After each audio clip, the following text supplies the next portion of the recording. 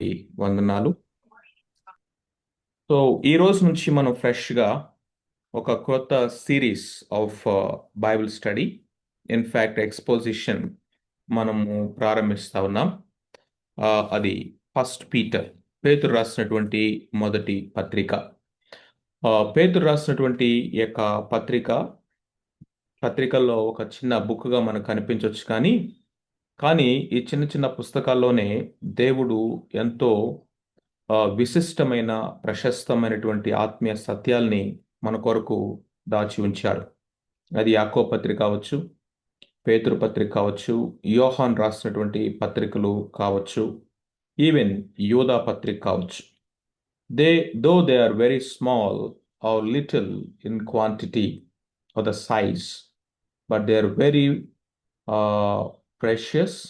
ఎందుకంటే fully packed with doctrinal truths and మన ఆత్మీయ జీవితానికి కావలసినటువంటి ఇన్సైట్స్ దేవుడు మన కొరకు అపోస్తలుల ద్వారా పత్రికలో రాసి ఉంచాడు. పేతురు రాసినటువంటి మొదటి పత్రికను మనము ఏ విధంగా చూడొచ్చు అంటే, వేదాంత పండితులు ఏమన్నారంటే, the best encouragement literature in the New Testament అన్నారు. The best encouragement literature. It is a book of encouragement. It gives hope to the suffering saints. ఒకసారి ఈ యొక్క పుస్తకం యొక్క ఇంట్రడక్షన్ మనము జాగ్రత్తగా ఆలోచన చేసినట్లయితే, మొదటి 2 వచనాలు చదువుదాం. పేతురు రాసిన మొదటి పత్రిక, మొదటి 2 వచనాలు. యేసు క్రీస్తు అపోస్తుడైన పేతురు, తండ్రి అయిన దేవుని భవిష్యత్ జ్ఞానమును బట్టి ఆత్మ వలని పరిశుద్ధత పొందిన వారై విధేయులగుటకును, యేసు క్రీస్తు రక్తము వలన ప్రోక్షింపబడుటకును ఏర్పరచబడిన వారికి, అనగా పొంతు, గలతయ, కప్పదొకియ, ఆసియా, బితూనియా అను దేశములందు చెదిరిన వారిలో చేరిన యాత్రికులకు శుభమని చెప్పి వ్రాయినది. మీకు కృపయు సమాధానమును విస్తరిల్లునుగాక. ఈ 2 మాటల్ని మనము ఇంట్రడక్షన్ టు ద లెటర్గా మనం చూడొచ్చు. ఈ పత్రికని ఎవరు రాశారు అనేటువంటి మాటను మనం చూసినట్లయితే, ఇక్కడ క్లియర్గా మనకు కనిపిస్తుంది. అపోస్తుడైన పేతురు అని నేను ఇది రాస్తా ఉన్నాను అన్నట్లుగా ఆయన పరిచయం చేసుకుంటున్నాడు. పీటర్. పేతురు యొక్క ఒరిజినల్ నేమ్, అరామిక్ నేమ్ కనుక మనం చూసినట్లయితే సైమన్. సైమన్ అన్నటువంటి ఈ యొక్క వ్యక్తికి ప్రభువు ఆయన పేరు మార్చారు, పీటర్ అని. మనము ఈ పత్రికలో ఇంట్రెస్టింగ్గా సైమన్, పెట్రాస్, పీటర్ అనేటువంటి ఈ అర్థాన్ని ఇచ్చేటువంటి వొకాబులరీ రిపీటెడ్గా మనం చూస్తాం. ఎందుకంటే పీటర్ అన్నటువంటి మాటకు అర్థము స్టోన్, రాయి. ఇక్కడ సజీవమైన రాళ్ళు అనేటువంటి మాటని పేతురు ఉపయోగిస్తూ ఉన్నాడు. విశ్వాసులని రాళ్ళు అని చెప్తున్నాడు. యేసుక్రీస్తు ప్రభువారినేమో ఆయన బండ అన్నటువంటి మాటను ఉపయోగిస్తున్నాడు. 2వ అధ్యాయం 6వ వచనంలో ఆయనని బండ అంటున్నాడు. విశ్వాసులనేమో 5వ వచనంలో సజీవమైన రాళ్ళు అంటున్నాడు. ఇంతకీ ఆయన పేరు గనక మనం చూసినట్లయితే ఆయన పేరేమో small rock. So something interesting to see the name of Peter, which is Petros in Greek, Simon in Aramaic. The meaning of that is a small rock. He is using the vocabulary of సజీవమైన రాయి అని ప్రభు అయిన యేసుక్రీస్తు వారిని, మీరు సజీవమైనటువంటి రాళ్ళు అని విశ్వాసమైనటువంటి వారిని సంబోధించడం అనేది ఈ పత్రికలో మనం చూస్తాం. Simon Peter. సైమన్ పీటర్ ఈయన ఒక ఫిషర్ మ్యాన్. ఆ యొక్క కపర్నహేమును బేస్గా తీసుకొని గలిలయ ప్రాంతానికి చెందినటువంటి వాడు. ఈ సైమన్ పీటర్ మనం బైబిల్లో కనుక మనం చూసినట్లయితే ఈ 2 పేర్లు కలిపి పలకటంలో maybe 2 natures of human being అతనిలో మనం చూస్తామేమో. సైమన్ అన్నప్పుడల్లా ఆ ఎక్స్క్లూజివ్గా లిటరేచర్లో, టెక్స్ట్లో అతని యొక్క ఓల్డ్ నేచర్ గురించి, దుడుకు స్వభావం గురించి, డౌటింగ్ నేచర్ గురించి, లేకపోతే తనలో ఉన్నటువంటి ఆ యొక్క ఇంట్రిన్సిక్గా ఉన్నటువంటి న్యాచురల్ ఆ యొక్క ఇన్స్టింక్ట్స్లో తను ప్రవర్తిస్తా ఉన్నప్పుడు అతని సైమన్ అని ప్రభు పిలవటం కూడా మనం అబ్జర్వ్ చేయొచ్చు. But some times Simon Peter అని ప్రభు పిలిచాడు. పీటర్ అని అనేకసార్లు రాయబట్టం మనం చూస్తాం. పీటర్ యొక్క బయోగ్రఫీని మనము జాగ్రత్తగా గనుక గమనించినట్లయితే, యేసుక్రీస్తు ప్రభువారు యోహాను సువార్త 1 అధ్యాయము 40-41 నీవు పేతురువు అని ఆయనకు పేరు మార్చడం మనం చూస్తాం. పేతురు అనేటువంటి ఆ యొక్క మాటలో పేరు మార్చటంలో ఆ చేంజ్ నేచర్ గురించి మాట్లాడుకోవచ్చు. లేకపోతే తన జీవితంలో ఆయన కలిగి ఉన్నటువంటి పర్పస్ గురించి మనం మాట్లాడుకోవచ్చు. లేకపోతే పేతురు యొక్క జీవితం పట్ల యేసుక్రీస్తు ప్రభు యొక్క ఓనర్షిప్ గురించి మనం మాట్లాడుకోవచ్చు. రక్షించబడిన ప్రతి విశ్వాసి పేరు మార్చుకోవాలనేది ఇక్కడ డాక్టరీన్ కాదు, కానీ బట్ ఇన్ ద స్క్రిప్చర్ మనం యేసుక్రీస్తు ప్రభువారు హియర్ అండ్ దెన్ ఆయన పేరు మార్చటం అనేటువంటి దాంట్లో మనము ownership, change of nature, purpose of their లైఫ్ని ఆయన ఆ విధంగా డిఫైన్ చేయటం అనేది మనం గమనంలోకి తీసుకుని వస్తా ఉన్నారు. పీటర్ అండ్ హిస్ బ్రదర్స్, తన యొక్క ఫ్యామిలీ గురించి కనుక మనం ఆలోచన చేసినట్లయితే, ఆంద్రేయ తన యొక్క సహోదరుడు. ఈ యొక్క ఆంద్రేయ తనను కనుగొని మెస్సయ్య దగ్గరికి తీసుకుని వచ్చాడు. మొట్టమొదటిగా యోహాను, ఆంద్రేయ ప్రభు అయిన యేసుక్రీస్తు వారిని కనుగొన్నారు. బాప్తిస్మిచ్చి యోహాను వారికి పరిచయం చేశాడు. లోక పాపములు మోసుకొని పోవు దేవుని గొర్రెపిల్ల అని క్రీస్తు ప్రభుని లోకానికి పరిచయం చేసే భాగంలో మొట్టమొదటిగా తనతో ఉన్నటువంటి 2 శిష్యులకు పరిచయం చేశారు. వారిలో ఒకరు ఆంద్రేయ, ఒకరు యోహాను అని మనం గమనించవచ్చు. ఈ ఆంద్రేయ యేసుక్రీస్తు ప్రభువారితోటి ఆ రాత్రి వాళ్ళు గడిపిన తర్వాత ఆయన ఏం బోధించాడో తెలియదు, వారు ఏమి గమనించారో తెలియదు, కానీ అల్టిమేట్గా ఒక సత్యాన్ని వాళ్ళు గమనించారు. అదేంటంటే ఈయన మెస్సయ్య. లేఖనాల్లో మనం ఎవరి గురించి అయితే ఎదురు చూస్తున్నామో ఆయనే ఈయన. ప్రవక్తులు ఎవరి గురించి అయితే ప్రవచించారో ఆయనే ఈయన అని వాళ్ళకి అర్థమైంది. పరిగెత్తుకుంటూ వెళ్ళాడు. తన సహోదరుడైనటువంటి సీమోన్ను ప్రభు దగ్గర తీసుకొచ్చారు. సీమోను వస్తూ ఉండగానే ప్రభు అతన్ని చూసి, నీవు సీమోను, అయితే నీ పేరు పేతురు అనబడును అని ఆయన చెప్పటం మనం గమనిస్తాం. సో అతడు కుటుంబాన్ని, అతని యొక్క బ్రదర్స్ని గనక మనం చూసినట్లయితే, ఆంద్రేయ బైబిల్లో ఒక విశిష్టమైన వ్యక్తిగా కనిపిస్తాడు. ఆంద్రేయ ఎక్కడ మనకు కనిపించినా కానీ ఏదో ఒకరిని, ఎవరినో ఒకరిని, ఏదో ఒకటి ప్రభు దగ్గరికి తీసుకొచ్చే పనిలోనే ఉన్నాడు.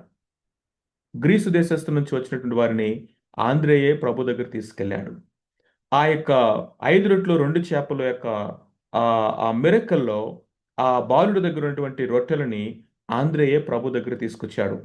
తన సొంత సహోదరుడైనటువంటి సీమోనుని కూడా ఆంద్రేయే ప్రభు దగ్గర తీసుకొస్తా ఉన్నాడు. ఆంద్రేయ జీవితంలో నుంచి మనం ఒక అద్భుతమైన లెసన్ నేర్చుకోవచ్చు. అదేంటంటే, wherever we see Andrews is bringing someone or something to the Lord. దాన్ని సోల్ విన్నింగ్కి మనం ఒక నిదర్శనంగా చూడొచ్చు.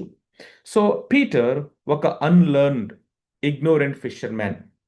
అపోస్తల కార్యం 4:13 వారందరూ, సన్హెద్రిన్లో ఉన్న వారందరూ పేతురుని, అతనితో ఉన్న వారిని చూసి, వీరు విద్య లేని పామరులు కదా, జాలర్లు కదా అని వారి జ్ఞానం బట్టి ఆశ్చర్యపోవటం మనం చూస్తాం. So by profession they are fishermen, they are unlearned and they are from a country, లేకపోతే ఒక విలేజ్కి సంబంధించిన వారు. గలిలయ అనేటువంటి ప్రాంతం అనేది చాలా అన్డెవలప్డ్, అన్కల్చర్డ్గా ట్రీట్ చేయబడినటువంటి రీజియన్ ఆఫ్ ద ల్యాండ్గా మనం చూస్తాం. అలాంటి ఒక ఇన్సిగ్నిఫికెంట్ ప్లేస్ నుండి ఒక ఇగ్నోరెంట్ ఫిషర్మెన్గా, అన్లర్నర్డ్ మ్యాన్గా ఉన్నటువంటి వాడుగా ఈ యొక్క పీటర్ అండ్ హిస్ ఫ్యామిలీ మనము చూస్తాం. పీటర్ తన యొక్క జీవితంలో యేసుక్రీస్తు ప్రభువారిని ఎరిగిన తర్వాత, ఆయన వెంబడించడం స్టార్ట్ చేసిన తర్వాత, పీటర్ ఒక రా మెటీరియల్గా కనిపిస్తున్నాడు. కోర్ అనమాట, రా మెటీరియల్. పీటర్ యొక్క లైఫ్ని కనుక మనం చూసినట్లయితే, he was not easy to learn things, he was not easy to be moulded, he was not easy in his natural instincts to learn and to change many things. అందుకనే Peter యొక్క జీవితంలో boasting అనేది మనం చూస్తూ ఉంటాం. మొట్టమొదటిగా Peter and his brothers మనం చూసాం. రెండవది Peter and his boasting. He was un unyielding boasting disciple. ప్రతిసారి తన్ని ఏదో చాలా ఇంపల్సివ్గా ఉన్నట్లుగా కనిపిస్తా ఉన్నప్పటికీ తను చాలా ఉద్రేకపూర్వకముగా ప్రభుని ప్రశ్నలు అడిగేవాడిగా, లేకపోతే మిగతా 12 మంది తరపున ఒక స్పోక్స్ మ్యాన్‌గా కనిపిస్తా ఉన్నాడు అన్నట్లుగా తనలో ఒక పాజిటివ్ క్వాలిటీ ఉంది అన్నట్టుగా కనిపించినప్పటికీ టువర్డ్స్ ద ఎండ్ ఆఫ్ ప్రభు యొక్క పరిచర్య ఎండ్‌కొచ్చేసరికి మన మత్తయి సువార్త 26వ అధ్యాయం 33-35 వరకు మనం చూసినట్లయితే ప్రభువు పీటర్‌ని పదే పదే హెచ్చరిస్తున్నా, వార్న్ చేస్తున్నప్పటికీ కూడా he was boasting on his own strength and self. వీరందరూ నిన్ను విడిచిపెట్టిన నేను విడిచిపెట్టను. నీ కొరకు మరణానికైనా వెళ్తాను కానీ నేను నిన్ను బొంకను. ఈ విధముగా తను బోస్ట్ చేసుకోవటం అనేది మనం చూస్తాం. ఇంకా తనలో ఉన్నటువంటి ఆ యొక్క సెల్ఫ్ అనేది, లేకపోతే తనకున్న క్రెడెన్షియల్‌ని బట్టి అతిశయించడం అనేది పీటర్ లైఫ్‌లో కొనసాగుతా వచ్చింది. That led him ultimately Peter and his betrayal. అక్కడ ఇప్పటి వరకు మేకపోతు గంభీర్యము చూపించినటువంటి పీటర్ ఒక పిరికివాడిగా, ఫియర్ గ్రిప్డ్ వీక్ పీటర్‌ని మనము అక్కడ చూడగలుగుతాం. సో, అలాంటి పరిస్థితుల్లో తను ఒక బ్యాక్ స్లైడ్ అయిపోయాడు. Peter and his backslidden. Backslide అయిపోయినటువంటి పీటర్, నేను మరలా చేపలు పట్టబోవదును అని తను మరలా గలిలయ సముద్రంలో ఏ స్థితిలోనున్నప్పుడు ప్రభు ఆయన పిలిచాడో, రాత్రంతా వలలు వేశారు. ఒక్క చేప కూడా పడలేదు. ఆ టైంలో ప్రభు తన మాటను బట్టి వారు వలలు వేసినప్పుడు 2 దోణిలు నిండినాయి. ఆ రోజే ప్రభువుకు తన జీవితాన్ని సమర్పించుకున్నాడు. ఆయన వెంబడించడం ప్రారంభించాడు. 3.5 సంవత్సరాలు వెంబడించాడు కానీ, తన యొక్క జీవితంలో ఆ మచ్ ట్రాన్స్‌ఫర్మేషన్ అనేది ఇంకా జరగలేదు. అందుకనే తన లైఫ్‌లో డిసప్పాయింట్‌మెంట్ అనేటువంటి భయంకరమైన టెంప్టేషన్ తను ఎదుర్కొన్నాడు. డిస్కరేజ్ అయిపోయాడు. తర్వాత డిసప్పాయింట్ అయిపోయాడు. కాబట్టి డిస్ట్రాక్ట్ అయిపోయి చేపలు పట్టుకుందామని ఎళ్ళిపోయాడు. అలాంటి టైంలో కూడా ప్రభువు మరలా వచ్చి వారిని బలపరిచి తిరిగి మరలా తన యొక్క లైఫ్‌ని బిల్డ్ చేయటం మనం చూస్తాం. అది మత్తయి సువార్త 21వ అధ్యాయంలో, యోహాను సువార్త 21వ అధ్యాయంలో మనం తిరిగి ప్రభు వాళ్ళని బిల్డ్ చేయటం చూస్తాం. ఎస్పెషల్లీ పీటర్ లైఫ్‌ని గనుక మనం చూసినట్లయితే యోహాను సువార్త 21వ అధ్యాయం మనకి ఏం నేర్పిస్తుందంటే, తను ఎక్కడి నుండైతే తన యొక్క జర్నీ స్టార్ట్ చేశాడో ఒక సర్క్యులర్ పాత్ తీసుకొని మరలా అక్కడికే వచ్చేసాడు. ప్రభు ఆయన్ని ఫ్రెష్‌గా పిలిచినప్పుడు గలిలయ సముద్రం దగ్గరున్నాడు. ఏ చేపలు పట్టనటువంటి ఒక ఓడిపోయిన స్థితిలో ఉన్నాడు. తన ముఖం షేమ్‌ఫుల్‌గా ఉంటా ఉంది. అలాంటి పరిస్థితిలో నేను నిన్ను చేపలు పట్టు జాలరుగా చేస్తాను రా, మనుషులు పట్టు జాలరుగా చేస్తాను రమ్మని ప్రభు పిలిచాడు. ఇప్పటివరకు చేపలు పట్టావు. నేను నిన్ను మనుషులు పట్టు జాలరుగా చేస్తాను రమ్మన్నప్పుడు పీటర్ ఒక విజన్‌తో, ఒక హోప్‌తో వచ్చాడు కానీ, ఇప్పుడు తన పరిస్థితి గనుక మనం చూసినట్లయితే, మరలా అదే గలిలయ సముద్రం దగ్గర రాత్రంతా పట్టారు. ఒక్క చేప కూడా పడలేదు. తన ముఖమంతా కూడా షేమ్‌ఫుల్ కండిషన్‌లో ఉంది. తను మరలా అదే స్థితిలోకి వెళ్ళిపోయాడు. మన ప్రభు యొక్క గొప్పతనం ఇక్కడేంటంటే, ఆయన విడిచిపెట్టే దేవుడు కాదు. అలాంటి పీటర్‌కి ఇప్పుడు దేవుడు ఒక బర్డెన్ ఇస్తా ఉన్నాడు. Peter and his burden. ఏంటంటే, నువ్వు నా గొర్రెలను మేపాలి. నా గొర్రె పిల్లలను కాయాలి. నా మందను నువ్వు మేపాలి అని ప్రభువు ఆయనకిచ్చినటువంటి ఆ యొక్క కమిషన్‌ని అక్కడ మనం చూస్తాం. సో, పీటర్ యొక్క లైఫ్ మొత్తాన్ని ఈ 5 మాటల్లో జ్ఞాపకం చేసుకోవచ్చు. Peter and his brothers which is a family background. Peter and his boasting which is his unchanged, unyielding old nature. Peter and his betrayal. ఏ విధంగా పీటర్ తను పడిపోయినటువంటి వాడిగా, పిరికివాడిగా తన యొక్క ఆ బలహీనతను కనపరిచాడో, Peter and his backslide in life తిరిగి మరలా వెనక్కెళ్ళిపోయాడు. అయితే అలాంటి పీటర్‌ని దేవుడు రాక్‌గా, లేకపోతే ఒక ఒక ఒక పెట్రాస్, ఒక ర ఒక ఒక ఒక స్టోన్‌గా, రెల్లుగా ఉన్నటువంటి పేతురుని రాయిగా మార్చి, తనకు తన యొక్క సంఘం యొక్క బాధ్యతలు, అపోస్తలుడుగా ఉండేటటువంటి బాధ్యతలు అప్పగించి, నా మంద నువ్వే మేపాలి, నా మంద నువ్వే కాయాలి అని దేవుడు ఆ భారాన్ని అప్పగించడం మనం చూస్తాం. That's about the writer. తర్వాత ఇక్కడ మనము చూసినట్లయితే సైలస్ కూడా ఉన్నట్లుగా మనకు కనిపిస్తా ఉంది. సీలా అనేటువంటి ఈ యొక్క వ్యక్తి మనకెక్కడ కనిపిస్తాడంటే అపోస్తలుల కార్యములు 15వ అధ్యాయంలో వారి యొక్క మిషనరీ జర్నీలో సెకండ్ మిషనరీ జర్నీలో శీలా పౌలుతో కూడా జాయిన్ అవటం మనం చూస్తాం. అతడు ఒక chief man in the Jerusalem అని, అతడు ఒక ప్రవక్త అని లేఖనం తెలియచేస్తా ఉంది. మరి ఈ యొక్క పేతురు తన గురించి తాను ఏ విధంగా పరిచయం చేసుకుంటా ఉన్నాడు? ఇక్కడ కనుక మనం చూసినట్లయితే యేసు క్రీస్తు అపోస్తుడైన పేతురు, యేసుక్రీస్తు అపోస్తుడైన పేతురు.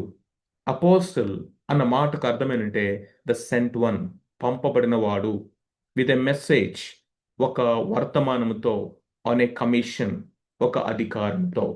ఇది right understanding. Apostle is the one who is sent with a message on a commission.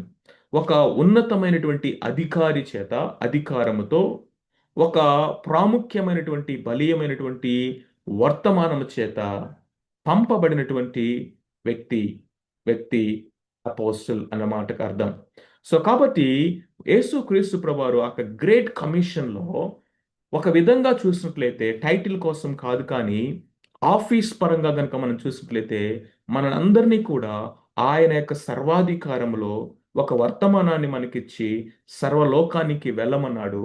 వెళ్ళి ఆయన ఇచ్చినటువంటి ఆ యొక్క గ్రేట్ మిషన్ని కంప్లీట్ చేయమన్నాడు. సో కాబట్టి పీటర్ ఆ, యేసుక్రీస్తు ప్రభువారు ఆయన పిలిచినటువంటి వారిలో వన్ ఆఫ్ ద ఫస్ట్ మెంబర్గా మనం చూడొచ్చు. సో మనం ఇక్కడ ఏం చూస్తామంటే మన ప్రభువులో ఉన్న గొప్పతనం ఏంటంటే ముందు ఆయన నా దగ్గరికి రండి అని పిలుస్తాడు, తర్వాత నన్ను వెంబడించండి అని నేర్పిస్తాడు, ఆ తర్వాత నా కోసం వెళ్ళండి అని చెప్తాడు. Come unto me is a first call. Follow me is a call unto discipleship. ఆ తర్వాత గో అండ్ మేక్ డిసైపుల్స్ అనేది ఆయన ఇచ్చినటువంటి అపోస్టల్షిప్ ఆర్ ఇవాంజలిజం కావచ్చు, మిషన్స్ కావచ్చు. ఆ త్రీ స్టెప్స్లో వీళ్ళని ప్రిపేర్ చేసి పంపించడం అనేది మనం చూస్తాం. ఎవరికి ఇది రాస్తున్నాడు? To whom. ఇప్పటి వరకు ఎవరు అన్న మాటకి the author and his background, ఆయన క్రెడెన్షియల్స్ ఏంటో మనం చూసాము. ఇప్పుడు ఎవరికి ఇది రాస్తా ఉన్నాడు అంటే రెసిపియన్స్ ఎవరు అంటే ఇక్కడ చూడండి, మూడు మాటలు వాళ్ళ గురించి ఉపయోగించబడ్డాయి. ఏంటి అంటే మొట్టమొదటిది వారు యాత్రికులు, యాత్రికులుగా ఉన్నవారు. They are the sojourners are the strangers. రెండవది చెదిరిపోయినటువంటి వారు, ద స్కాటర్డ్, స్కాటర్డ్. మూడోది కనుక మనం చూసినట్లయితే ఈ పత్రిక అంతా మనకు బోధించేటటువంటి ఇంకొక ట్రూత్ ఏంటంటే దే ఆర్ సఫర్డ్, దేవుని కొరకు శ్రమ అనుభవించినటువంటి వారు. ఇంకొక మాటను కనుక మనం చూసినట్లయితే పరిశుద్ధత పొందినవారు, sanctified. సో వీళ్ళు ఎవరంటే వాళ్ళకి ఇవ్వబడిన టైటిల్స్ ఏంటంటే సెయింట్స్, వారు పరిశుద్ధపరచబడినటువంటి వారు, పరిశుద్ధత పొందినటువంటి వారు. రెండవది కనుక మనం చూసినట్లయితే వీళ్ళు ఎవరై అంటే యాత్రికులు, దే ఆర్ స్ట్రేంజర్స్. వీళ్ళు చెదిరిపోయినటువంటి వారు, దే ఆర్ స్కాటర్డ్. అంతేకాకుండా ఏర్పరచబడిన వారు, ఇంకొక మాట కూడా మనం చూస్తాం. లిటరల్ గా మాట్లాడితే ఎలెక్ట్ అని మాట్లాడాలి. ఎస్ అనే మాట పదంతో మనం రైమిక్ గా తీసుకున్నట్లయితే they are selected by God, they are selected by God. So వీరు గురించి సంఘానికి ఇవ్వబడినటువంటి ఆ శ్రేష్టమైనటువంటి టైటిల్స్ చూడండి. ఎవరు వీళ్ళంటే దే ఆర్ సెయింట్స్, పరిశుద్ధత పొందినవారు. ఎవరు వీళ్ళంటే దే ఆర్ సెలెక్టెడ్, వారు దేవుని చేత ఏర్పరచబడినటువంటి వారు. అంతేకాకుండా వీరు ఎవరు అంటే వారు ప్రభు కొరకు శ్రమను అనుభవిస్తున్నటువంటి వారు. వీళ్ళు ఎవరై అంటే వారు శ్రమలలో చెదిరిపోయినటువంటి వారుగా ఉన్నారు. నిజానికి సంఘము కానీ విశ్వాసులు కానీ ఈ భూమి మీద ఎవరు అంటే వారు యాత్రికులు, యాత్ర చేస్తున్నారు. They are heading towards a particular destination అనేటువంటిది మనకి ఇక్కడ అర్థమవుతా ఉంది. టు హూమ్ అంటే ఆది సంఘములో యూదా మతాన్ని విడిచిపెట్టి యేసుక్రీస్తు ప్రభునందు విశ్వాసము ద్వారా రక్షించబడినటువంటి ఆ యొక్క మొదటి శతాబ్దపు మొదటి తరము యొక్క యూదా విశ్వాసులు వీళ్ళు. So basically they are not gentile believers, they are Jewish believers. They are saved and they are growing, and because of the Judaism, because of the cultural గా ఉన్నటువంటి సామాజిక పరమైన, మతపరమైన, రాజకీయపరమైన హింస, మూడు రకాలుగా హింస వచ్చింది వారికి. రాజకీయ పరమైనటువంటి హింస ఏంటంటే వారు రాజుకి ధూపం వేయటం మానేశారు. రోమా ప్రభుత్వం అనేది పరిపాలన చేసిన కాలం అది. కాబట్టి సీజర్ అంటే కైసర్ యొక్క విగ్రహాన్ని పెట్టి దానికి ధూపం వేయాలి అని ఒక ఆజ్ఞ ఉండేది. ధూపం వేస్తున్నామంటే వర్షిప్ చేసినట్టు, సాక్రిఫైస్ అర్పించినట్టు. వర్షిప్ అనేది కేవలం దేవునికి మాత్రమే కదా చేయాలి. అది యూదులకు కూడా తెలుసు కదా, ధర్మశాస్త్రం ఎరిగిన వారికి. కానీ యూద మత ప్రవిష్టులు అని పిలువబడిన వీళ్ళందరూ రాజీ పడిపోయి సీజర్కి ధూపం వేయటం అలవాటైపోయింది. అలాంటి టైంలో యూదా మతము నుండి రక్షించబడి విశ్వాసము ద్వారా ఒక నూతన జీవితాన్ని ప్రారంభించినటువంటి ఈ యొక్క ఫస్ట్ ఆ జనరేషన్ జూయిష్ బిలీవర్స్ ఎవరైతే ఉన్నారో వారు పొలిటికల్ సఫరింగ్ అనేది ఫేస్ చేశారు. రెండవదిగా కనుక మనం చూసినట్లయితే రిలీజియస్ సఫరింగ్. ఈ రిలీజియస్ సఫరింగ్ అనేది ఎవరి ద్వారా కలిగింది అంటే యూదుల ద్వారానే. వారు భయంకరంగా హింసించటము, కాకుల్లాగా వాళ్ళని పడవటం స్టార్ట్ చేశారు. ఆ తర్వాత స్పిరిచువల్గా నీతి నిమిత్తము వారు శ్రమ అనిపించారు. అంటే వారి యొక్క విశ్వాసాన్ని బట్టి లోకములో ఉన్నటువంటి మిగిలినటువంటి జెంటైల్స్ ద్వారా కూడా శ్రమ అనుభవించడం చూస్తాం. ఈ విధముగా వారు శ్రమను అనుభవించినటువంటి వారుగా, చెదరిపోయిన వారుగా ఉన్నారు. వాళ్ళు భౌతికంగా చెదిరిపోతే పర్వాలేదు కానీ వారు విశ్వాసంలో చెదిరిపోకూడదు. ఆత్మీయంగా వాళ్ళ విశ్వాసము ముక్క చెక్కలైపోకూడదు. Though they are scattered physically, they must be united strong in spiritual and the ఐడెంటిఫికేషన్లో వాళ్ళు కలిసి ఉన్నారన్న విషయాన్ని గుర్తు చేస్తూ వాళ్ళ విశ్వాసాన్ని స్ట్రెంగ్థన్ చేస్తూ వారికి ఒక భవిష్యత్తుని నిరీక్షణ ఉంది అని తెలియచేస్తూ ఈ పత్రికను రాశాడు. అందుకనే this letter talks about hope of future. ఎప్పుడు రాశాడు అంటే అప్రాక్సిమేట్గా సమ్వేర్ అరౌండ్ 64 AD అని వేదాంత పండితులు చెప్పారు. మోస్ట్ ప్రాబబ్లీ 64, 65 అని చెప్తారు. ఎక్కడి నుంచి రాశారు అంటే మనకి క్లూ లేదు కానీ మనకు 5వ అధ్యాయం 13వ వచనం కనుక మనం చూసినట్లయితే, బబులోనులో మీ వలె ఏర్పరచబడిన ఆమెయు నా కుమారుడైన మార్కును మీకు వందనములు చెప్పుచున్నారు అన్నటువంటి మాటని అక్కడ ఉపయోగిస్తూ వచ్చాడు. ఇక్కడ బాబిలోన్ అంటే మనం ప్రకటన గ్రంథంలో చూసినటువంటి బాబిలోన్ అనేటువంటి వ్యవస్థ కాదు. రెండవది బాబిలోన్ అంటే ఇప్పుడు ఉన్నటువంటి జియోగ్రాఫికల్గా పిలువబడినటువంటి బాబిలోన్, లేకపోతే బైబిల్‌లో మనం చూసినటువంటి డానియల్ బుక్‌లో చూసినటువంటి బాబిలోన్ కూడా ఖచ్చితం కాదు. ఎందుకంటే పీటర్ అక్కడికి వెళ్ళినట్టుగా మనం హిస్టారికల్‌గా ఏ ఎవిడెన్సెస్ లేవు. చాలామంది వేదాంత పండితులు, కామెంటేటర్స్ రాసిందంటే could be probably that is Rome. Rome అనేటువంటి దానికి ఆ విధమైనటువంటి కోడ్ లాంగ్వేజ్ గానీ, లేకపోతే ఎన్‌క్రిప్టెడ్ లాంగ్వేజ్ గానీ ఉపయోగించి ఏమన్నా ఆ మాట అన్నాడా? లేకపోతే రోమ్ యొక్క ఆ మోరల్ డిప్రావిటీని చూసి అలాంటి పదంతో ఆయన రాశాడా అని కొంతమంది అట్లా చెప్పటం అనేది జరిగింది. ప్రాబబ్లీ ఎక్కడి నుంచి రాశాడు అనేది మనకు తెలియదు. బాబిలోన్ అన్నాడు, దట్ కుడ్ బి రోమ్ అంటానికి. ఎందుకంటే towards the end of his life విశ్వాసం బలపరుస్తూ రాశాడు కాబట్టి అక్కడి నుంచి అయి ఉండొచ్చు అన్నాడు. Now next, what is the message of this letter? ఈ పత్రిక యొక్క ఎసెన్స్ ఏంటి? మెసేజ్ ఏంటంటే hope for the suffering saints. Hope for the suffering saints. జాగ్రత్తగా వినండి. మనకు బైబిల్లో 3 మేజర్ అపోస్టల్స్ మనకు కనిపిస్తారు. మొట్టమొదటి Peter, then John and then Paul. Of course జేమ్స్‌ని కూడా మనం యాడ్ చేయొచ్చు ఆ కేటగిరీలోకి.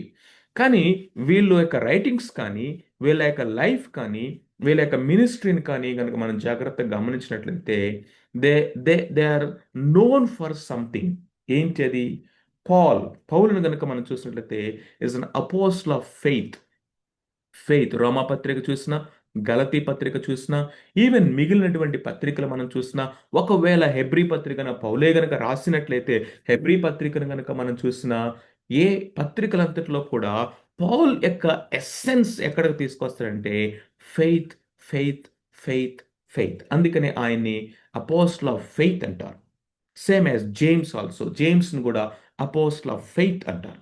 పీటర్‌ని గనక మనం చూసినట్లయితే పీటర్ రాసినటువంటి 2 పత్రికల్లో మనకి ఏమి ప్రాముఖ్యంగా ప్రామినెంట్‌గా కనిపిస్తుందంటే హోప్, నిరీక్షణ.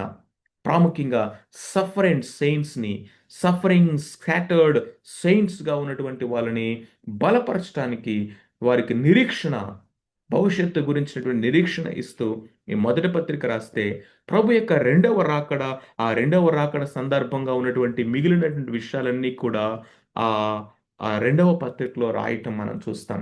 సో ఈ రెండు పత్రికల్లో ప్రాముఖ్యంగా మొదటి పత్రికలో మనం ఏం చూస్తామంటే hope for the suffering servants.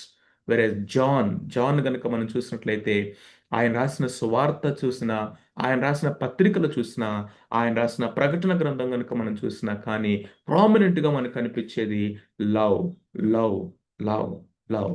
అందుకే ఆయన ప్రేమకు అపోస్తులుడు అంటారు. So Paul apostle of faith, Peter apostle of hope, John apostle of లవ్గా మనం చూస్తాం. సో కాబట్టి వీరు రైటింగ్స్లో ప్రామినెంట్గా విశ్వాసము, నిరీక్షణ, ప్రేమ అనేవి ఇవి మూడు నిలుచును అని పౌలు భక్తుడు రాసినట్లుగా వీటిని స్థిరమైన, శాశ్వతమైన, కథలని ఫర్మ్గా నిలిచి ఉండేటటువంటి ఒక ఫౌండేషనల్ స్టోన్స్గా, ఒక బెడ్ రాక్గా విశ్వాస జీవితానికి కావాల్సిన ఫౌండేషన్స్ని ఈ పత్రికలో మనము ఎసెన్స్గా మనం చూస్తాం.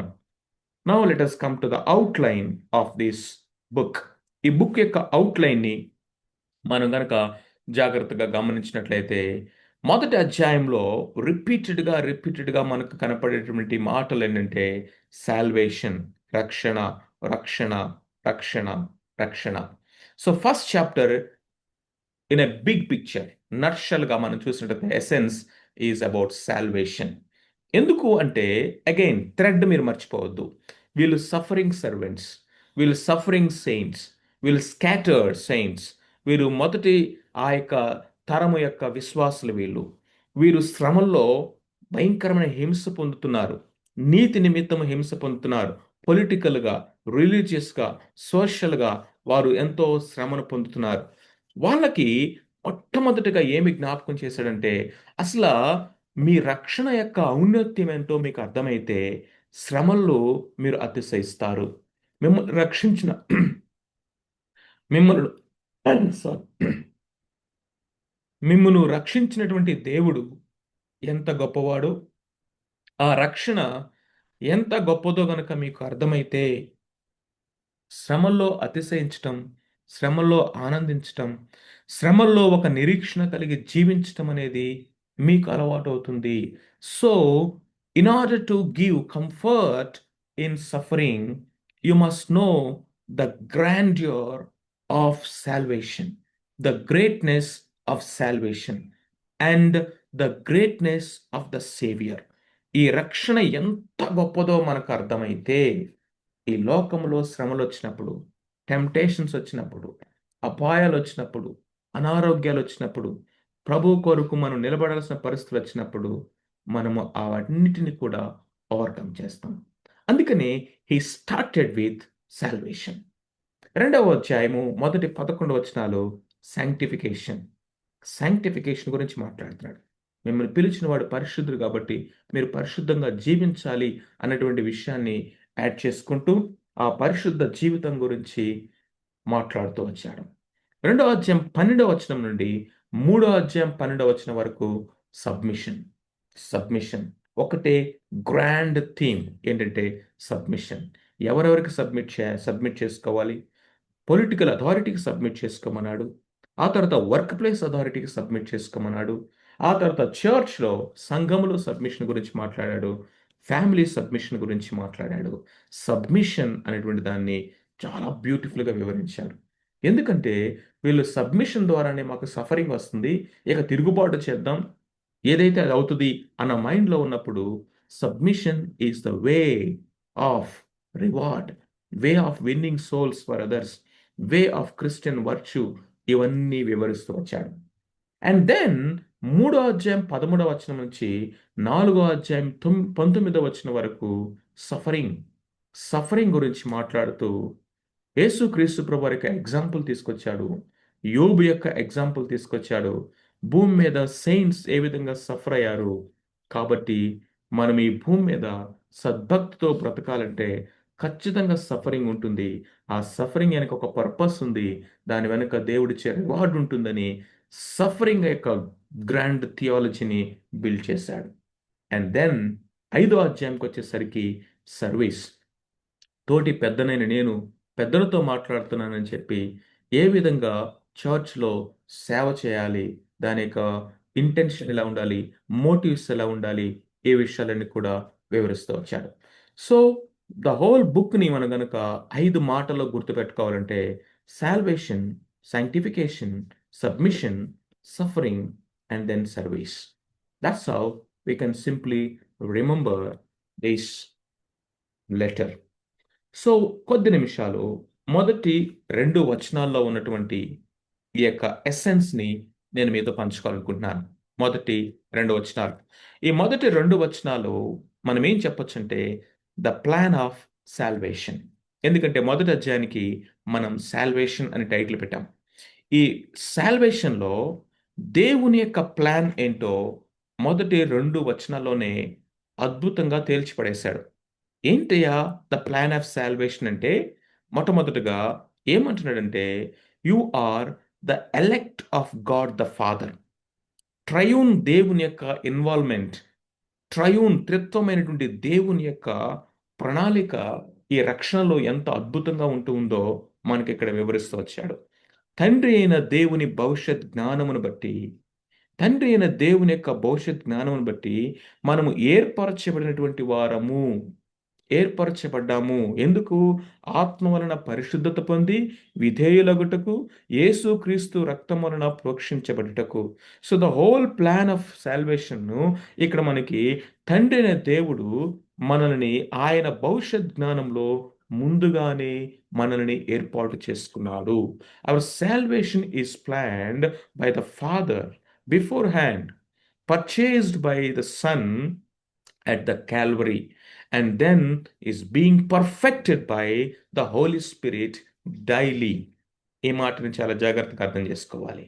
Hour salvation is planned by God the father beforehand, purchased purchased by God's Son, Jesus Christ, at Calvary, and being perfected progressively daily by the Holy Spirit.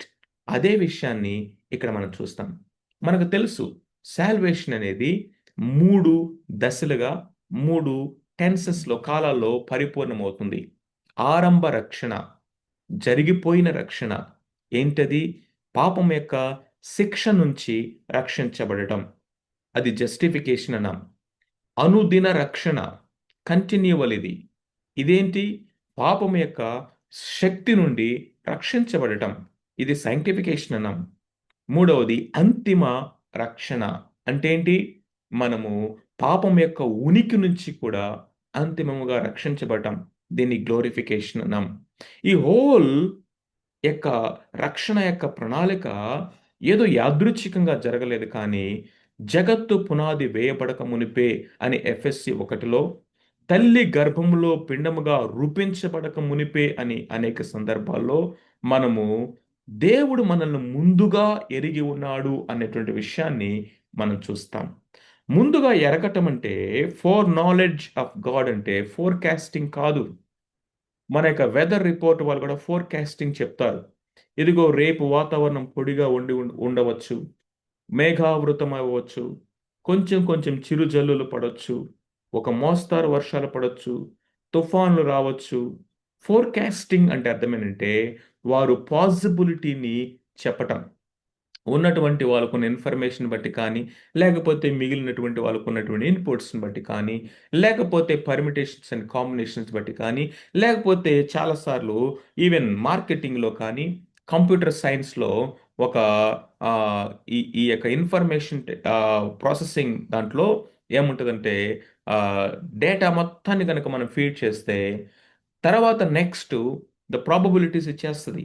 Next ఈ షేర్ మార్కెట్స్లో పెరగచ్చు, నెక్స్ట్ బంగారం ధర పెరగచ్చు, కాబట్టి దాని మీద మీరు invest చేయండి, లేకపోతే పలానా కంపెనీస్ లాభాల్లోకి వెళ్ళొచ్చు, కాబట్టి దాంట్లో ఇన్వెస్ట్ చేయొచ్చు. ఇవన్నీ కూడా ఏంటంటే ముందుగా వాటిని చెప్పటము అన్నట్లుగా కనిపిస్తుంది, కానీ బట్ అవి దానికి ఇవ్వబడినటువంటి ఫీడ్ చేయబడినటువంటి ఇన్పుట్స్ని బట్టి కానీ, ప్రాబబిలిటీస్ని బట్టి కానీ, లేకపోతే గత చరిత్రను బట్టి కానీ, అంతకుముందు జరిగినటువంటి విషయాలను బట్టి కానీ వారు ఫోర్కాస్టింగ్ చేస్తారు.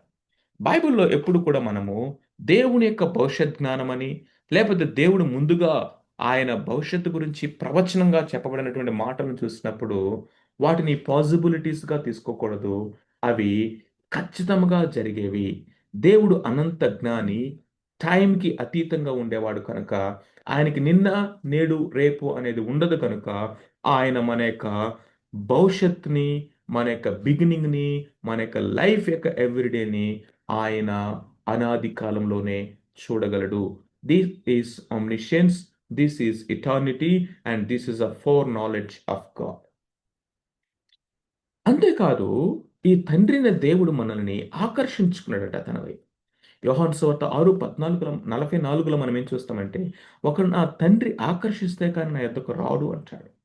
ఈ యొక్క ఎలక్షన్‌లో ఏముందయ్యా అంటే, దేవుని యొక్క అన్‌కండిషనల్ లవ్ ఉంది. It is purely by the grace of God and it is personal every single ఇండివిడ్యువల్‌ని. ఒక కుటుంబం అంతా రండి అనలా దేవుడు. అలా అయితే కుటుంబం అంతా ఒకసారి రక్షించబడిండేవాళ్ళు. ఈ ఊరందరిని ఒకేసారి రక్షిస్తాననలా. దేవుడు ఈచ్ అండ్ ఎవ్రీ ఇండివిడ్యువల్‌ని ఆయన పిలుస్తా ఉన్నాడు. And this election is purposeful. It is unconditional.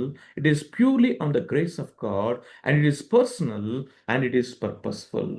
అది తండ్రి అయిన దేవుని యొక్క భవిష్యత్ జ్ఞానమును బట్టి మనను ముందుగా ఆయన ఏర్పరచుకున్నాడు. రెండవ మాట ఇక్కడ ఏమంటాడంటే ద ప్లాన్ ఆఫ్ సాల్వేషన్‌లో not only select of God, we are not only the select of God, but we are ఎవరై అంటే సాంక్టిఫైడ్. సాంక్టిఫైడ్ దానికి ముందు ఇంకొక మాటని మనం క్రమంలో చూస్తే యేసుక్రీస్తు యొక్క రక్తము వలన ప్రోక్షించబడినటువంటి వారము.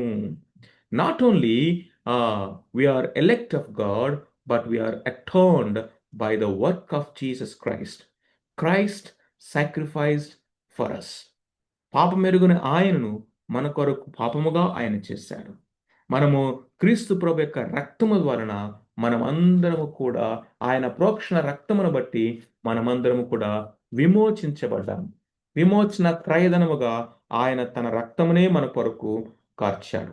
అందుకని హెబ్రీ 9:22 వచనాన్ని కనుక మనం చూసినట్లయితే, మరియు ధర్మశాస్త్రం ప్రకారము సమస్త వస్తువులను రక్తము చేత శుద్ధి చేయబడనియు, రక్తము చిందింపబడకుండా పాప క్షమాపణ జరగదనియు సామాన్యముగా చెప్పవచ్చు. 14వ వచనంలో నిత్యుడగు ఆత్మ ద్వారా తన్ను తాను దేవునికి నిర్దోషిగా అర్పించుకునిన క్రీస్తు యొక్క రక్తము నిర్జీవ క్రియలను విడిచి జీవము గల దేవుని సేవించుటకు మీ మనస్సాక్షిని ఎంతో శుద్ధి చేస్తా ఉంది. మనల్ని విమోచన క్రయధనముగా ఆయన రక్తమిచ్చి మనల్ని విడిపించటమే కాదు, ఆయన అనుదినము కూడా మనల్ని శుద్ధి చేస్తూ ఉండటం అనేది మనం చూస్తాం. 1:19లో కూడా అదే అంటాడు. అమూల్యమైన రక్తము చేత అనగా నిర్దోషములు నిష్కలంకమగు గొర్రెపిల్ల వంటి రక్తము చేత విమోచింపబడుతారని మీరు ఎరుగుదురు. We are redeemed, we are redeemed, we are delivered by the ransom which is the blood of Jesus Christ. యేసుక్రీస్తు ప్రభువారి యొక్క మరణాన్ని గురించి మనం ఆలోచన చేసినట్లయితే, ఆయన యొక్క సాక్రిఫైస్ గురించి ఆలోచన చేసినట్లయితే, మొట్టమొదటిగా it is a voluntary death. యేసుక్రీస్తు ప్రభువారి యొక్క మరణం అనేది ఆయన ఇష్టపూర్వకంగా తన ప్రాణాన్ని పెట్టాడు. అందుకనే ఆయన అన్నాడు యోహాను సువార్త 10:18లో, ఎవడును నా ప్రాణమును తీయడు, నా అంతట నేనే నా ప్రాణాన్ని పెడుతున్నాను. ఆయన సాక్రిఫైస్ అయ్యాడు మన కొరకు. ఇంకా మనం చాలా సార్లు అనుకుంటాం, ఆయన ఎవరో మర్డర్ చేశారు అనుకుంటాం. No, no one can kill him if he doesn't will. ఆయన ఏదో మార్టైర్ అయిపోయాడు. ఒక విధంగా అది ఓకే అవ్వచ్చు కానీ ఈవెన్ స్ట్రిక్ట్‌లీ స్పీకింగ్ ఆయన ఎవరో చంపేయలా ఆయన విశ్వాసం కొరకు. ఆయన మన కొరకు బలియాగం అయిపోయాడు. సాక్రిఫైస్ అయిపోయాడు. ఆయన తనంతట తానే ఇష్టపూర్వకముగా మన కొరకు తన యొక్క ప్రాణమును ధారపోసాడు. నాట్ ఓన్లీ యేసుక్రీస్తు ప్రభువారి యొక్క మరణం అనేది వాలంటరీ డెత్ మాత్రమే కాదు. It is vicious death. Vicious అంటే the worst of its kind. The worst of its kind. యెషయా గ్రంథం 53 అధ్యాయము, 52 అధ్యాయము లాస్ట్ భాగాన్ని కూడా మనం చూస్తా వచ్చినట్లయితే, ఆయన పొందినటువంటి మరణం ఎంత క్రూరమైనదో, ఎంత విషియస్ అనేది, వర్స్ట్ ఆఫ్ ఇట్స్ కైండ్ అనేది మనం ఆలోచన చేయవచ్చు. యేసుక్రీస్తు ప్రభువారి యొక్క మరణము not only it is voluntary, not only it is vicious, but it is vicarious. Vicarious అన్న మాటకు అర్థం అంటే సబ్స్టిట్యూషనరీ. సబ్స్టిట్యూషనరీ అంటే మనకు బదులుగా మన స్థానంలో ఆయన చనిపోయాడు. It is substitutionary death. అందుకని హెబ్రీ పత్రిక 10వ అధ్యాయం 14వ వచనాన్ని మనం చూసినట్లయితే, ఒక్క అర్పణ చేత ఈయన పరిశుద్ధపరచబడి వారిని సదాకాలమునకు సంపూర్ణులుగా చేసి ఉన్నాడు. ఆయన మన కొరకు మన స్థానంలో ఆయన బలి అర్పణగా అర్పించబడ్డాడు. సో కాబట్టి అది శాంతకరముగా ఆయన మన కొరకయ్యాడు అని 1 యోహాను 2:2లో కూడా మనం చూస్తాం. Not only voluntarily vicious and vicarious, it is ultimately victorious. ఆయన మరణం అనేది విక్టోరియస్. దేని మీద? పాపం మీద జయము, అపవాది మీద జయము, ఈవిల్ మీద జయము, లోకం మీద జయము, లోక అధికారములన్నిటి మీద జయము, అన్నిటికంటే ముఖ్యంగా మరణం మీద జయము ఆయన తన మరణ పునరుత్థానాల ద్వారా పొందాడు. యేసుక్రీస్తు ప్రభువారు మన కొరకు తన రక్తమును ప్రోక్షించాడు. ఆయన ప్రోక్షణ రక్తం వలనే మనం రక్షించబడ్డాం. మొట్టమొదటిది, తండ్రి అయిన దేవుడు మనల్ని ఎలెక్ట్ చేసుకున్నాడు. We are elect of God. రెండవది, we are atoned of Jesus Christ. ఆయన చేత ప్రోక్షణ రక్తము చేత మనము శుద్ధి చేయబడ్డాం. మూడవదిగా చూసినట్లయితే, we are sanctified by the spirit of God. ఆత్మ వలని పరిశుద్ధత పొందిన వారై. ఎవరైతే తండ్రిని దేవుని చేత ఏర్పరచబడిన వారో, ఎవరైతే క్రీస్తు ప్రభు రక్తము చేత విమోచించబడిన వారో, వారిలో పరిశుద్ధాత్మ దేవుడు స్థిర నివాసం చేస్తారు.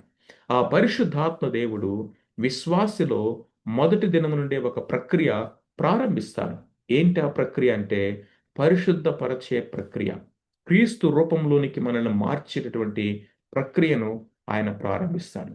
What is the work of the Holi spirit అంటే, మొట్టమొదటగా మనల్ని కన్విక్ట్ చేస్తాడు. నీతి విషయమై, తీర్పు విషయమై, పాపం విషయమై ఆయన మనల్ని ఒప్పింప చేస్తాడు. రెండవది, మనలో ఆయన అంతరంగము నుండి తీసుకొచ్చే మార్పుని తీసుకొస్తాడు. అది కొరింథీయులకు 2వ పత్రిక 3:18లో ఆ ఆత్మ ద్వారా మనం మహిమ నుండి మహిమకు మార్చబడుతూ ఉన్నామంటాడు. రోమ 8:14 అంటాడు, ఆయన మనల్ని నడిపిస్తాడు. We are guided by the Holi spirit God. ఎఫెసీ 5:18 అంటాడు, filling of the Holi Spirit. ఆయన ఆత్మ చేత నింపబడటం అంటే ఆయన ఆధీనములో, ఆయన ప్రభుత్వము కింద మనము జీవించటం, ఆయన మనల్ని కంట్రోల్ చేయటం, మన జీవితంలో ఈ యొక్క ఆత్మ ఫలము ఫలించినట్లు ఆయనే చేత మార్పు చెందే ప్రక్రియలో మనం ముందుకెళ్తాం. అంతేకాదు, we are empowered by the Holi spirit God. ఆయన పైనుండి మీరు శక్తి పొందినప్పుడు అంటాడు అపోస్తల కార్యం 1:8లో. అదేవిధంగా 1 కొరింథీ 14వ అధ్యాయంలో ఏ విధముగా తను మనకి వరాలిచ్చి ఎంపవర్ చేసి ఆయన మినిస్ట్రీ కొరకు, సంఘం యొక్క క్షేమాభివృద్ధి కొరకు వాడుకుంటాడో మనం చూస్తాం. ఆయన మనకి టీచ్ చేస్తాడు, మనకు బోధిస్తాడు. యోహాను 14:26లో ఆయన సర్వసత్యములోకి నడిపిస్తాడు, మీకు జ్ఞాపకం చేస్తాడు, మీకు బోధిస్తాడు, మిమ్మల్ని నేర్పిస్తాడు. అంతేకాకుండా ఆయన మన పక్షంగా ప్రార్థన చేస్తాడు. ఎలా ప్రార్థన చేయాలో మనకు తెలియదు కానీ 8:26 అంటాడు, యుక్తంగా ఎలా ప్రార్థన చేయాలో మనకు తెలియదు. రోమపత్రికలో ఆయనే మనకు ప్రార్థన నేర్పిస్తాడు, ఉచ్చరింపశక్యం కానీ మూలుగులతో. దేవుని యొక్క వాక్యాన్ని అర్థం చేసుకోవడానికి మన మనోనేత్రాల్ని తెరుస్తాడు, ఇల్యూమినేట్ చేస్తాడు. చూసారా, ఇవన్నీ కూడా ఏంటంటే the sanctifying work of the Holi Spirit. And this process is continuous and progressive, and it will be perfected one day when Christ returns. Till then, ఆయన మనలో ఉండి ఈ యొక్క ప్రక్రియను కొనసాగిస్తూ నడిపిస్తా ఉంటాడు. సో మొదటి 2 వచనాల్లో మనం ఏం చూస్తామంటే, ఈ గ్రంథకర్త యొక్క పరిచయము, ఆ తర్వాత ఈ గ్రంథము, ఈ పుస్తకం యొక్క మెయిన్ ఎసెన్స్ ఏంటి అనేది మనము ఈ యొక్క 2 వచనాల్లో ఇంట్రడక్టరీలో మనం చూస్తాం. అట్లీస్ట్ మొదటి అధ్యాయం యొక్క డైరెక్ట్ ఇంట్రడక్షన్ మనకు తీసుకొస్తా ఉన్నాడు. If we call the first chapter theme as salvation, first 2 verses talks about the plan of salvation. ఏంటి ప్లాన్ అంటే, so we are elected by God the father beforehand in foreknowledge of God. అంతేకాదు, By the sacrifice of the Jesus Christ, we are atoned by the work of God the Son. మనము ప్రోక్షణ రక్తము ద్వారా విమోచింపబడిన వారం. మూడవదిగా, we are sanctified by the Spirit of God, or we are being sanctified by the Spirit of God daily. One day we are going to be perfected. So this is the grand plan of salvation for every child of God. We will stop here and then we will continue the next session. Thank you very much అన్న. చిన్న prayer చేయండి అన్న, మనం close చేసుకున్నాం. ప్రేమ గల తండ్రి, పరిశుద్ధుడైన మా దేవ, మీకు వందనాలు స్తోత్రాలు చెల్లిస్తా ఉన్నాం. ఈ సాయంత్రకాల సమయంలో మీ ప్రియబిడలతో కలిసి మీ దివ్యమైనటువంటి వాక్యాన్ని మేము జ్ఞాపకం తెచ్చుకోవడానికి, ధ్యానించడానికి అనుగ్రహించిన కృపను బట్టి మీకు వందనాలు. మీ లేఖనాల్లో ఉన్నటువంటి ప్రభా సత్యము, ప్రభా అందులో ఉన్నటువంటి గంభీరత్వం, మీ ఆత్మ చేత మీరు మాకు బయలుపరిస్తే తప్ప మేము అర్థం చేసుకోలేము. మీరు మా మనోనేత్రాలు తెరిస్తే తప్ప మిమ్మల్ని మేము లేఖనాల్లో చూడలేము. మీరు బోధిస్తున్నప్పుడు వినే చెవులు మాకు ఇస్తే తప్ప మేము అర్థం చేసుకోలేము. లోబడే మనస్సు, విధేయత ప్రభా మాకు నేర్పించండి. ప్రభా అల్పుడును నాయన ఈ బ్రోకెన్ వర్డ్స్ని మీరు బ్లెస్ చేయండి. మీ చిత్తమైతే ప్రభా ఈ పత్రిక ధ్యానం మీరు కొనసాగించండి. దైవ చివరి వరకు మేము ముందుకు వెళ్ళడానికి సహాయం చేయండి. ఈ మాటల ద్వారా మేము మేలు పొందుటకు కృప చూపించమని యేసుక్రీస్తు ప్రభు నామమున ప్రార్థిస్తున్నాం తండ్రి. ఆమేన్. Thank you. థ్యాంక్ యూ అన్న, thank you very much. Next సెషన్లో మీట్